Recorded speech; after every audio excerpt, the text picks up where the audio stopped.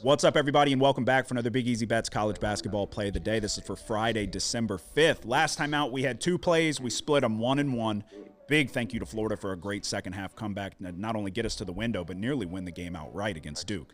We're 2-1 on the year. It's a conservative start. Like I said, couple plays to get us going. You'll see the volume ramp up soon, but not tonight. Friday, we have one play. Neutral site location. Unless you ask ESPN, they think this game's being played at Rupp Arena. As far as I can tell, you can buy tickets to this game in Nashville. Gonzaga taking on Kentucky. The Zags are laying 4.5 points. Two teams that need a bounce back in a big way. Gonzaga was out there kind of running the gauntlet. They looked great against Alabama. They handled Maryland whenever everybody was out in Vegas. And then they ran into what appears to be the best team in the country in Michigan. And they looked like they didn't belong, at least on that night. I'm high on this Gonzaga team for what it's worth. They're one of two teams that I bet on to win the national championship, 18-1 odds. So I'm very high on this team. I think they can do a lot on both sides of the ball. Kentucky, on the other hand, trying to avoid their fourth loss, and we're just into the month of December. This has not gone well.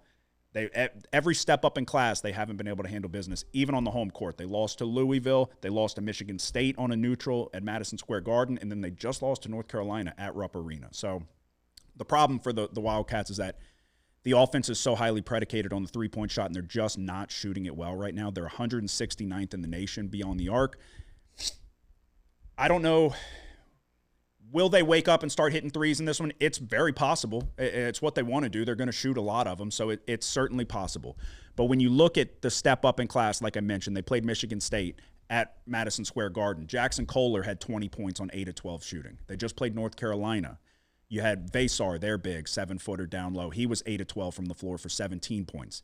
Now you've got Gonzaga coming in with Graham Ike, and you've got Huff and a ton of size and offensive size as well. Guys that can score in the low post and a great rebounding team. I just don't think Kentucky has the depth in the front court, and I don't think that they're shooting it well for a team that's not shooting it great. Now you got to go to a neutral site game against one of the best teams in the country. Not much of a travel, obviously, but it's not Rupp Arena. It's not your home court. So we're going to lay 4.5 points with Gonzaga, long story short. Ty Foster Grant, I love what he can do on both sides of the ball, the versatility, guarding multiple positions, but that acquisition from Grand Canyon has been great for the Bulldogs. I'm taking Gonzaga here. I won't be shocked if Kentucky's hitting shots from the outside and they're in this game and possibly win it, but I think that the more reliable team that I can count on is Gonzaga in a bounce-back spot. I think they just ran into a buzzsaw in Michigan right now.